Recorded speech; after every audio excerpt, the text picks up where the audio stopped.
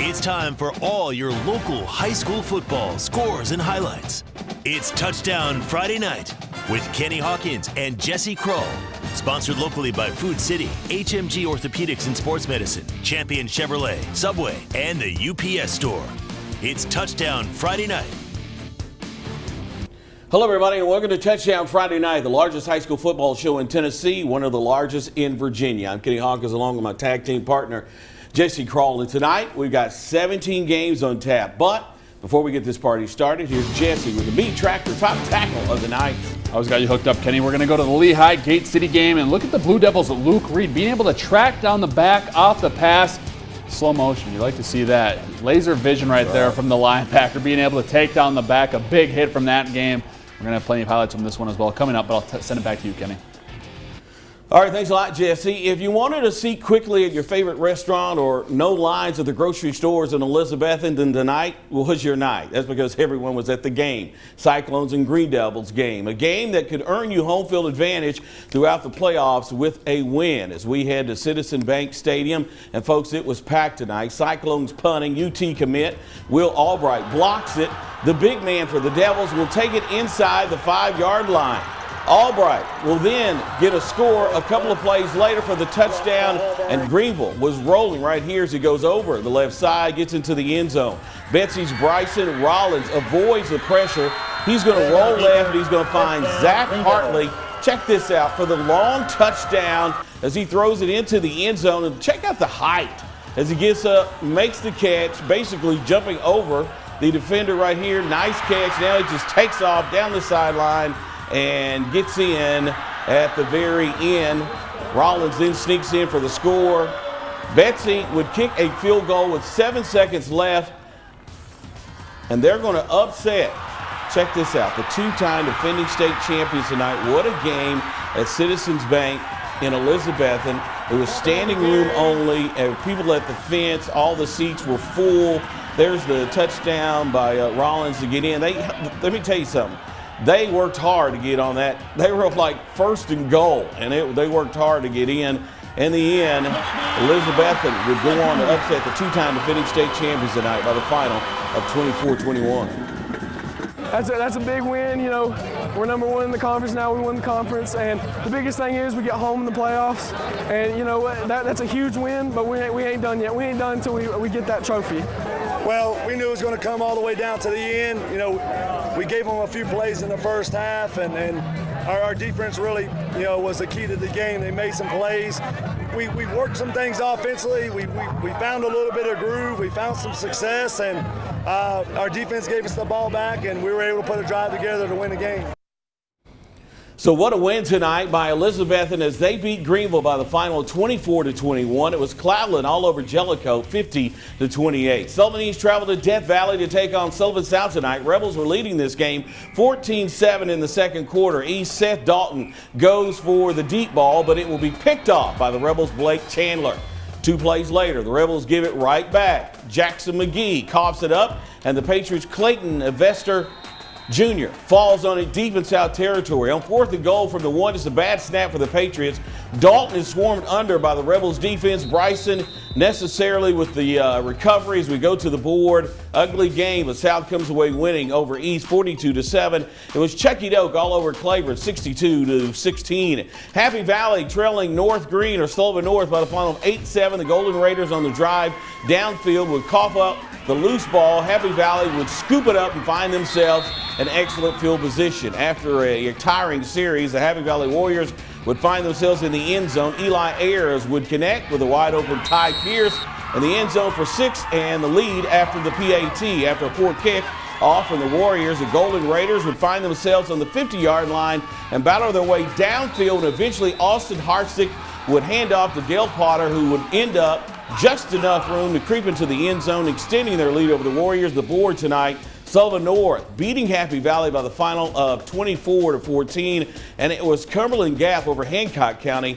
35-18. To Hampton we go, where the Bulldogs hosted fifth-ranked South Green. First, the Bulldog drive, 21 takes the handoff up the middle, breaks the tackle, and is off to the races, 54 yards. later into the end zone to make it 8-0 Hampton. Next drive, 21 again on the big run. Here he gets the first down, and that's going to set up a 1-yard touchdown run, and Hampton would lead 16-0. South Greene came into this game unbeaten. They are unbeaten no more. Hampton would go on to upset South Greene tonight by the final of 16-0. Jesse? Kenny, we're going to talk about a battle right now. It's Tennessee High versus David Crockett. What a win for Tennessee High, taking down Crockett 28-21, so a close one in that one. And then Jefferson County getting shut out against Hardin Valley 14-0. Now we're going to make our way east where DOBYNS-BENNETT was on the road against Morristown West. The Indians didn't waste any time flexing their muscles. Zane Whitson delivers a strike to Blaine Mazengale for the opening score in the first quarter. DB looking to tack on another 6, but the backwards pass here is going to get dropped. Now, I don't know if it was a forward pass, backwards pass. I was going to say, you got to get on it no matter what it is. Morristown West hopping on that stuff. They're going to pick up the ball right there. Heap of bodies right there. It's Dominic Hallentine that comes away with the ball right there, but the Trojans offense couldn't not keep the pace going, but the defense would as well. Caleb Fain swallows up the back, but it's Whitson, the former player of the week, that was all strikes tonight. The offense couldn't even be bottled up. The junior hits Nasir Sensabaugh up the middle. I almost said Nasir player right there. That's close. It's a Nasir Sensabaugh, though, with the touchdown right there. The Indians led 14-0 after the first quarter, and they're going to roll the rest of the way, winning 42-0. So a big win from them. Another shutout here. Alcoa takes down Kingston 56-0. Now we're going to make our way to Greene County, where North Greene was hosting Johnson County. The Longhorn cheerleaders, well, they're pretty excited for this contest, and there was plenty to cheer about. On the first play of the second half, there's a tip ball right to Curtis Lowe, and play me a song, Curtis Lowe. I'll tell you that much, just like Leonard Skinner, the Ballad of Curtis Lowe. The Longhorns, they wanted that one as well. Pick six for them right there, and that didn't stop the Huskies from airing it out, though. Braden Garber rolls out and finds Ethan Atnip, and he makes a tremendous snag at the sidelines. Now that drive would stall, but the defense would pick up some of the slack. Tyler Sanchez closes in on the back and wrangles him down for the tackle. But the Longhorns do answer. Now, Kenny, I showed you this play earlier. I don't know what the defense was doing. There's a man wide open out there in the flats. Yeah, exactly. I thought it was a fake play. I don't know what was going on. Either way, it's a touchdown right there. Will Henson picking up the touchdown as well on the receiving end. Johnson County is going to continue to keep the momentum going, and they're going to win big, taking it 45-22. And Seymour also wins big as well, taking down Sevier County 41-20. Now that's 7 down, and we've still got 10 more to go before we finish off Tennessee before heading to Virginia. But first, here's the Unicoi County Marching Band to help take us to break.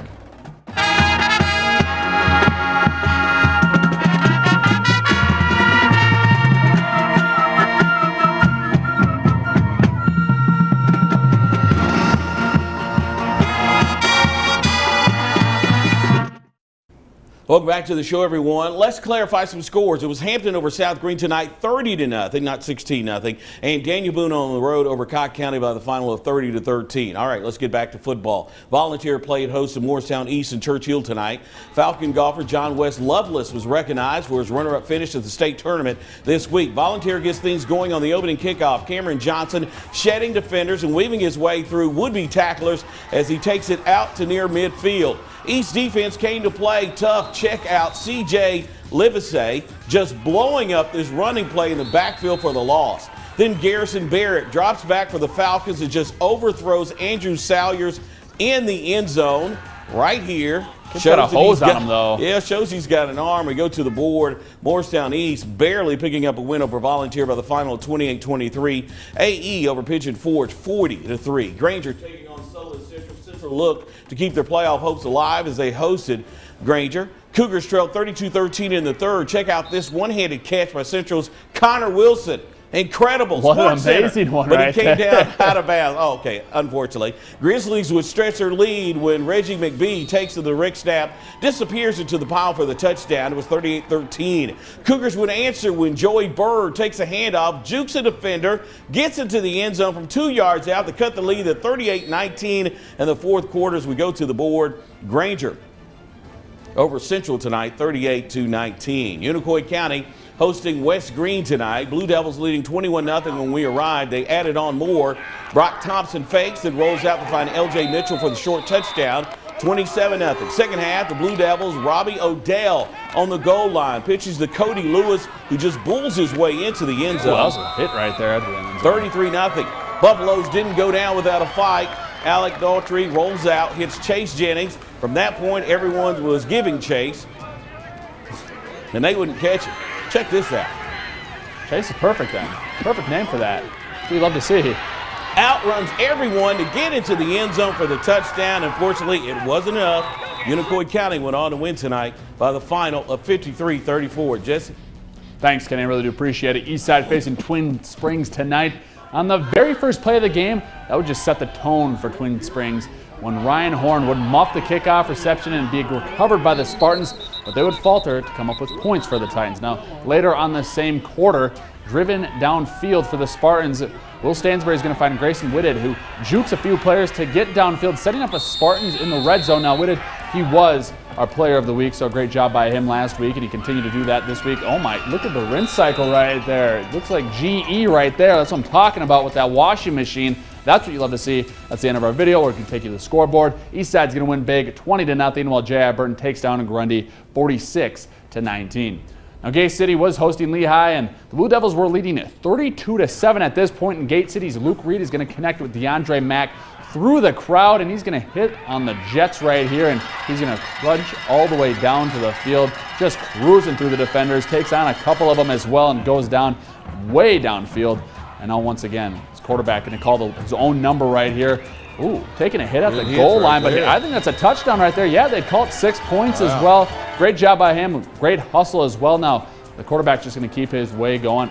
He just pushed his own teammate. That's right. Get out of the way, to get out of the way. That's what you love to see right there. Another touchdown for Gate City, and they're going to win big, taking down Lehigh 51-27, and Castlewood is going to beat Lebanon 34-14.